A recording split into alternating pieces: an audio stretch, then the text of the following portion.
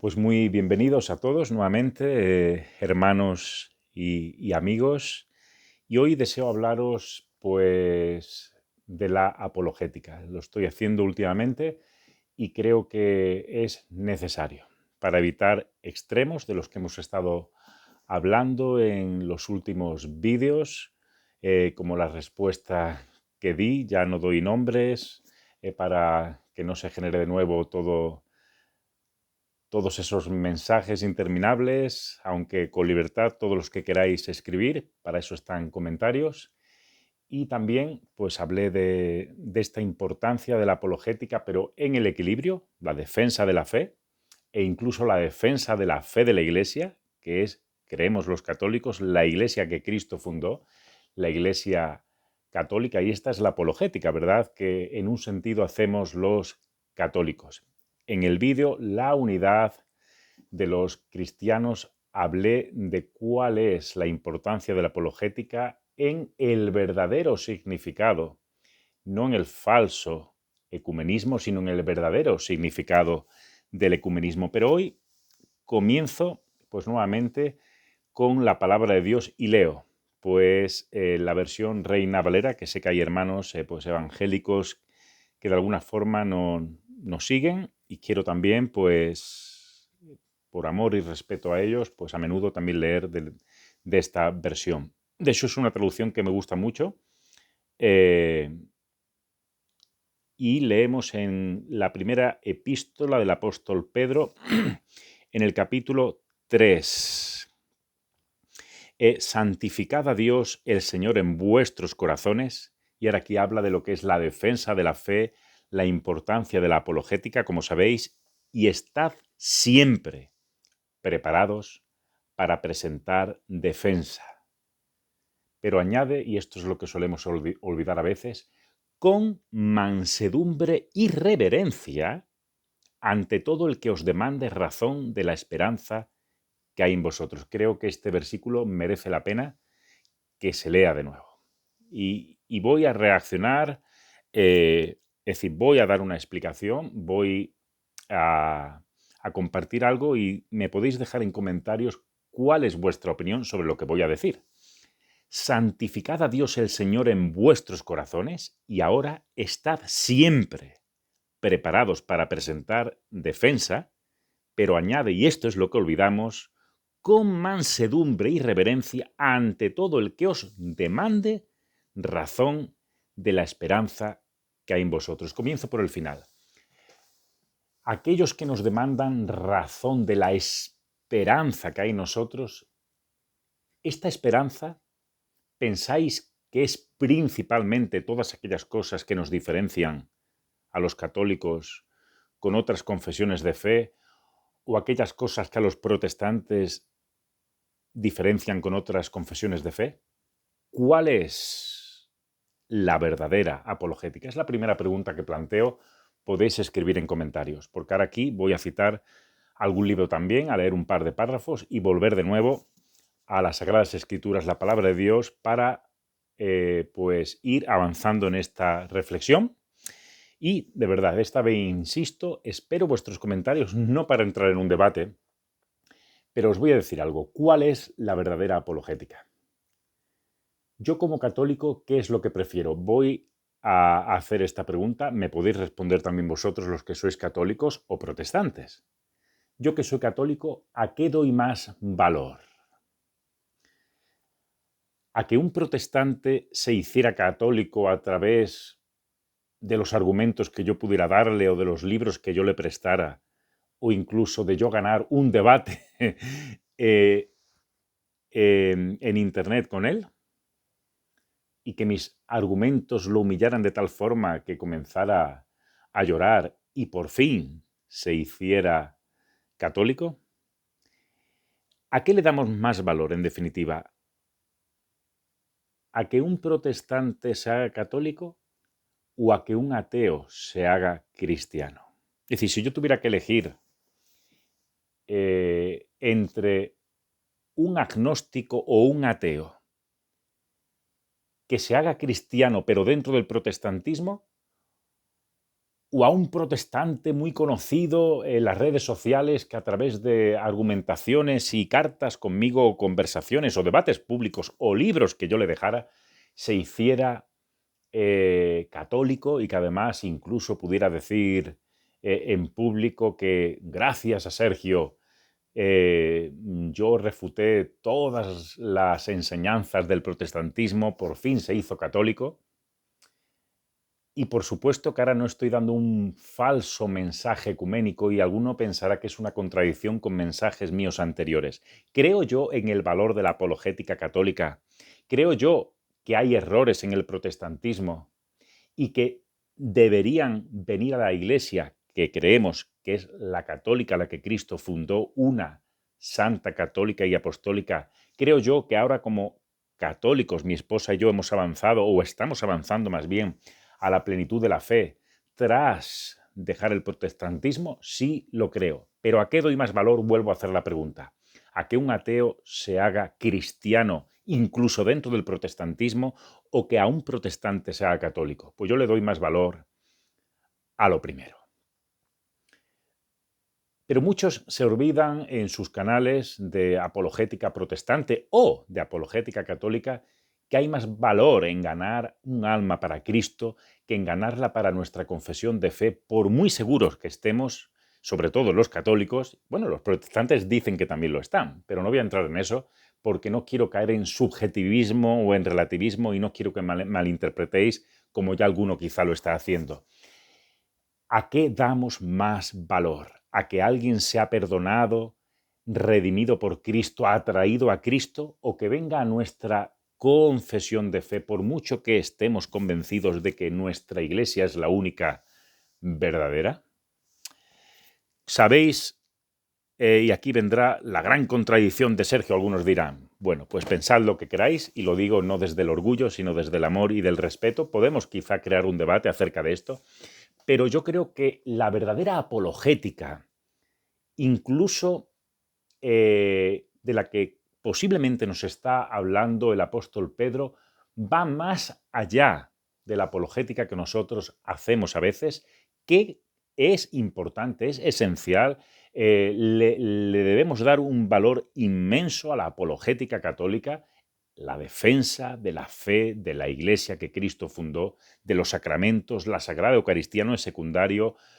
Por supuesto, nuestra Madre intercediendo por nosotros, la Iglesia como Madre, los sacramentos, la Sagrada Eucaristía, recibir a Cristo en cuerpo, sangre, alma y divinidad, pero la apologética que en un sentido nos debiera interesar también, e incluso sobre todas las cosas, creo que es una apologética muy parecida a la que hacía nuestro hermano C.S. Lewis. Sí, nuestro hermano era anglicano. Algunos, C.S. Lewis era tan bueno que algunos católicos dicen, pero casi era católico, y algunos protestantes, como yo cuando lo era, pues pensábamos que C.S. Lewis era el gran protestante. Bueno, yo creo que C.S. Lewis era un gran apologeta y un gran cristiano. ¿En qué consistía la apologética de Lewis? Pues si nosotros tomamos un párrafo y bueno, incluso la parte de la reseña que voy a leer, un libro muy recomendable. De hecho, creo que es un libro me he hecho una lista, este no lo he incluido, de los que me gustaría ir leyendo en este año y en los sucesivos, porque no creo que este año me dé tiempo de leer todo lo que he puesto, ¿no? Pero al menos me he hecho una lista, lo he intentado. Bueno, pues Lewis se define aquí como un laico ordinario de la Iglesia de Inglaterra. Es decir, nada de pretensiones, yo soy un apologeta, yo soy tal, yo sé más que tú, etcétera, etcétera. Es la imagen que a veces se da en estos canales. Vamos a humillar a este hermano, ya sea protestante o católico, después le voy a hacer un vídeo, insultándolo, cambiándole la voz, incluso la imagen, algunos llegan a cambiar de su cara para que parezca más tonto de lo que lo era, que quizá no era tonto, ni mucho menos, era broma, pero se entra en este tipo de actitudes. ¿Es esta la verdadera apologética? ¿Es esta la verdadera actitud de un cristiano? Ya lo haga un protestante o un católico. C.S. Lewis, se define aquí como un laico ordinario de la Iglesia de Inglaterra, es decir, de la Iglesia anglicana, que cree que el mejor y tal vez el único servicio que puede prestar a su prójimo no creyente es exponer la fe que ha sido común a casi todos los cristianos de todos los tiempos, lo que él llama mero cristianismo, mere Christianity. Su intención no es presentarlo como una alternativa a los credos de las confesiones cristianas, como si él estuviera creando una nueva denominación ecuménica en la cual puedan entrar anglicanos, protestantes, ortodoxos, católicos. No es esto. Su intención no es presentarlo como una alternativa a los credos de las confesiones cristianas, sino destacar, y esto es importante, esto es esencial, y más aún en los tiempos en los que vivimos, sino destacar lo mucho que estas confesiones comparten frente a lo que todavía hoy las separa. ¿Sabéis el debate que yo le propondría? Porque algunos me dijeron, no voy a dar nombres hoy, me lo propuse, no sé si al final lo voy a hacer. Algunos me decían, bueno, pero ¿estás dispuesto a concederle un debate a este hermano o a aquel otro? De hecho, estoy pendiente de un pastor y me cae muy bien, a pesar de ciertas notas anticatólicas que a veces suele manifestar, lo aprecio y lo veo en un sentido, por supuesto, como un siervo de Dios. Y creo que tiene celo en su predicación, salen a evangelizar también por las plazas y lo aprecio mucho a este hermano. Y bueno, pues él me propuso un debate, tampoco digo su nombre, estoy orando, tenemos demasiadas cosas ahora, muchos cambios, nuestros maravillosos hijos, tenemos muchas cosas pendientes y claro, cuando al final pues damos el paso para debatir, ya vamos a estar días, semanas o meses, dependiendo el día del debate, pues prácticamente pensando solo en eso, en dar los mayores argumentos, porque claro, es en público, vaya a ser que yo quede mal. Pero ¿sabéis cuál es el debate? ¿Sobre qué debatería? El debate que yo le plantearía quizá a algún hermano protestante, y vienen a mi mente quizá algunos. Vamos a debatir sobre la importancia del fruto del Espíritu Santo. Sí, podríamos debatir sobre el papado, sobre historia de la Iglesia, sobre la confesión auricular, sobre muchas cosas que tienen una gran importancia, pero ¿por qué no comenzamos, a los que nos gusta la apologética, un debate sobre la importancia del fruto del Espíritu Santo? Y me voy de nuevo a la Biblia. Sé que voy un poco desordenado pensando en voz alta. Me voy de nuevo a la Biblia protestante Reina Valera para leer la epístola del apóstol Pablo a los Gálatas capítulo 5 más el fruto del Espíritu. ¿Por qué no un debate sobre esto? La importancia de que el cristiano manifieste en su vida e incluso en su forma de hacer apologética, e incluso en su forma de debatir, e incluso en su forma de tratar a ese hermano antes y después del debate, en los vídeos que le hacemos, etcétera, y nuestro comportamiento y aún más en nuestro sentir, más el fruto del Espíritu es amor, gozo, paz, paciencia, benignidad, bondad, fe, mansedumbre y templanza. Recordad, mansedumbre. Contra tales cosas no hay ley. Recordad, porque estábamos en Primera de Pedro, el fruto del Espíritu es mansedumbre. También. Y yo, por lo tanto, plantearía un debate con algún hermano protestante sobre la necesidad de hacer apologética manifestando, y en nuestra vida en general, el fruto del Espíritu Santo, porque por muy supuestos buenos argumentos que diéramos, si en nuestra vida no manifestamos el carácter de Cristo, nuestros argumentos valen nada. Nuestros argumentos no sirven. Ni al hermano le va a servir de otra confesión de fe y mucho menos a Dios no le sirve. Y lo digo abiertamente. Santificad a Dios, el Señor, en vuestros corazones y estad siempre preparados para presentar defensa con mansedumbre, uno de los frutos del Espíritu Santo, y reverencia. Si la reverencia también no es un asunto de lanzar versículos y de humillar al otro como si de un asunto personal se tratase. ante todo aquel que demande razón de la esperanza que hay en vosotros. Alguien que demande razón no significa que alguien se nos ponga gallito. Venga, sube al chat, comencemos como si fuera primer asalto, segundo asalto y tercer asalto.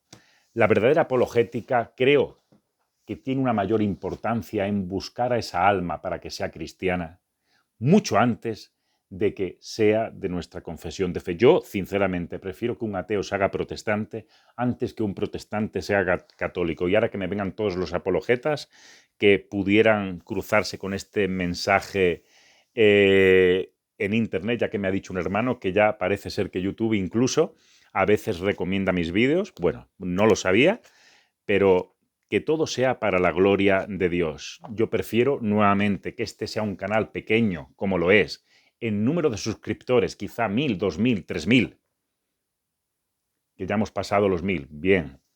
1000, 2000, 3000, 5000, pero que al menos un alma pueda ser tocada por alguno de estos mensajes, ser atraída más a Cristo, más a su iglesia, más a los sacramentos, antes que crear luchas, enemistades innecesarias o tener cientos de miles de suscriptores y perder lo que yo debería tener, que no lo tengo en la medida que debiera, y deseo pedirle a Dios que Él me ayude, porque a menudo no es este el caso y puedo cojear por un lado o por otro, manifestar en mi vida el carácter de Cristo. Prefiero esto antes que ser un gran teólogo, antes que ser un gran apologeta y antes que tener habilidades para dejar a otro humillado en un debate público. Así que en esta ocasión me voy a despedir con unas palabras de C.S. Lewis, el verdadero apologeta, porque se centró, al menos en este libro, en la esencia de la apologética, dar razón de la esperanza que hay en nosotros, y mi mayor esperanza es partir y estar con Cristo, lo cual es muchísimo mejor. Y esto yo lo decía también, si vais a vídeos míos antiguos, lo decía también en el pasado, tanto delante de la cámara como al aire libre, y yo quisiera crecer en este sentir y en esta esperanza viva de tener este deseo vehemente y ferviente de partir y estar con Cristo, lo cual es muchísimo mejor. Un deseo que todo cristiano debiera tener. Si eres protestante, debes tenerlo. Debes crecer en este sentir. Si eres católico, debes tenerlo. Crecer en este sentir antes que querer humillar a tu hermano. Así que termino con palabras de C.S. Lewis. Así que hoy quisiera que nos centráramos en la esencia de la fe cristiana, la mejor apologética. Pues en el capítulo 9 se habla de la caridad, otras traducciones, el amor, como también sabéis. Primera de Corintios, capítulo 13, ¿verdad? El amor es sufrido, el amor es benigno, el amor no tiene envidia, no es jactancioso, no se envanece, no hace nada indebido, no busca lo suyo, no se irrita, no guarda rencor, todo lo cree, todo lo espera, todo lo soporta, el amor nunca deja de ser. Nos quedan la fe, la esperanza y el amor, o la fe, la esperanza y la caridad, estos tres, pero el mayor de todos es el amor.